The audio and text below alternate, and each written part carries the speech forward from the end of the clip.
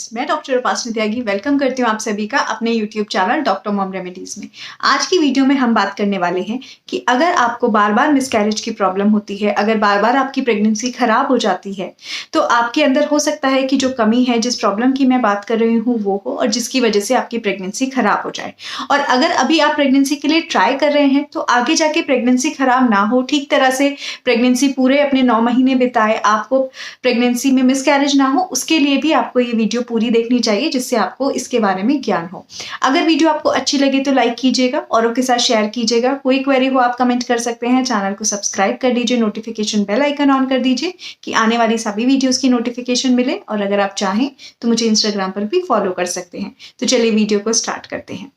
अगर बार बार मिसकैरेज हो रहा है, अगर बार बार प्रेगनेंसी खराब हो रही है, तो एक बहुत इंपॉर्टेंट कारण इसका हो सकता है कि आपके अंदर प्रोजेस्टेरॉन की प्रॉब्लम है। आपका जो प्रोजेस्टेरॉन का लेवल है वो सही नहीं है, और प्रोजेस्टेरॉन का लेवल अगर कम होगा तो जो अंदर की लाइनिंग है, जो यूट्रस की अंदर की लाइनिंग है, उसको सही तरह से बनाने में, उसकी सही ग्रोथ में बहुत इंपॉर्टेंट रोल प्ले करता है प्रोजेस्टेरॉन नाम का हार्मोन।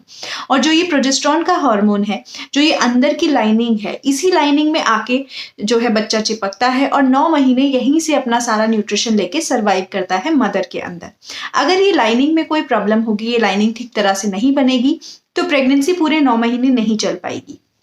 तो जो ये हार्मोन है ये बहुत इंपॉर्टेंट है।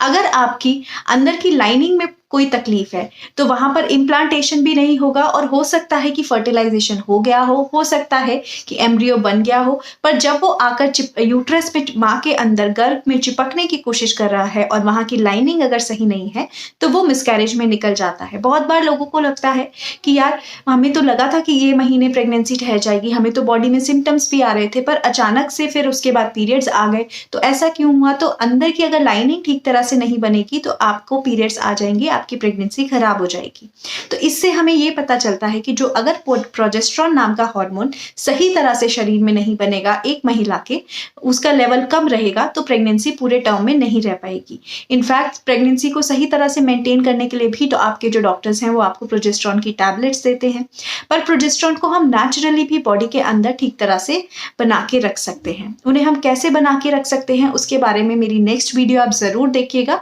जिसमें हम बात करेंगे। आज हम इंपॉर्टेंट बात करने वाले हैं कि आपको कैसे पता चलेगा कि आपके अंदर शायद प्रोजेस्टेरॉन की कमी हो सकती है। हो सकता है कि आप अभी प्रेगनेंसी के लिए ट्राई कर रहे हैं और आगे जाके आपकी प्रेगनेंसी खराब ना हो, मिसकैरेज ना हो, अच्छे से इम्प्लांटेशन होके वो प्रेगनेंसी पूरी तरह से 9 महीने रहे महिला के गर्भ के अंदर। तो उसके लिए जरूरी है कि आप ये वीडियो में ये जाने कि कैसे आपको पता चलेगा कि अगर हो सकता है आपके अंदर प्रोजेस्टेरॉन सही तरह से नहीं बन रहा है और उसकी कमी है। अगर इंपॉर्टेंट सिम्टम्स की बात की जाए, अगर आपको जो पीरियड है वो नहीं आ रहे हैं, अगर आपके पीरियड्स बहुत प्रॉब्लम करते हैं, आपके पीरियड्स नहीं आते हैं, इरेगुलर बहुत ज्यादा है, तो ये भी एक सिम्टम है कि शायद जो आपका प्रोजेस्टेरॉन का लेवल है वो सही नहीं है। पर अगर मैं प्रमुख सिम्टम की बात करूं तो वो है अगर आपको पीरियड खुल के नहीं आते,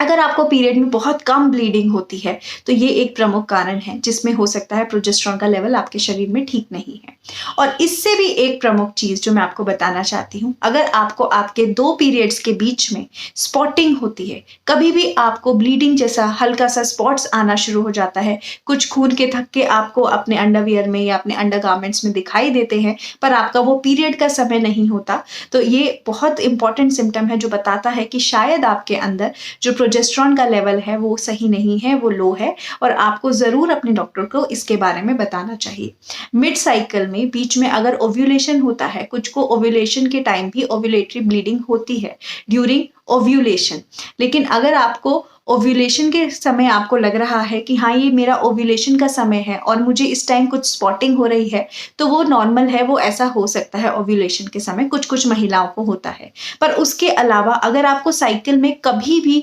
आपको स्पॉटिंग हो जाती है, आपकी जो साइकिल लेंथ है वो बहुत इरेगुलर है, कभी बहुत छोटी हो जाती है, कभी आपको बिल्कुल स्पॉटिंग जैसा ही पीरियड आता है, खुल के नहीं आ रहा है, तो इट मीन्स कि आपका प्रोजेस्टेरॉन का लेवल ठीक नहीं है, अंदर की जो यूट्रस की लाइनिंग है वो सही तरह से नहीं बन रही है, और और इसलिए आपको इसको बहुत सीरियसली लेना चाहिए, अपने डॉक्टर को ये बातें डिस्कस करनी चाहिए। और अगर आप प्रेगनेंसी के लिए ट्राई कर रही हैं और बहुत लंबे समय से प्रेगनेंसी नहीं रुक रही है, रुक जाती है तो वो खराब हो जाती है, तो ज़रूर आपको अपने डॉक्टर से बात करना चाहिए। वो आपको सिम्टम्स के बेसिस पे आपके टेस्ट कराएंगे, आपके प्रोजेस्टेरॉन वगैरह के लेवल्स को चेक करेंगे। ईजिली उनको टैबलेट्स के थ्रू और फूड आइटम्स के थ्रू भी ठीक किया जा सकता है। जो टैबलेट्स हैं वो आपके डॉक्टर्स आपको ज़रूर देंगे, लेकिन क्या क्या ऐसे फूड आइटम्स हैं जिसके थ्रू आप नेचुरली भी अपना प्रोजेस्टेरॉन घर पे ठीक कर सकते हैं। और अगर आप प्रेगनेंसी के लिए अभी ट्राई कर रहे हैं तो आपकी जो साइकिल की लेंथ है वो भी ठीक रहे, आपके अंदर की जो लाइनिंग है वो सही तरह से बने कि प्रेगनेंसी उसमें ठीक तरह से रुके,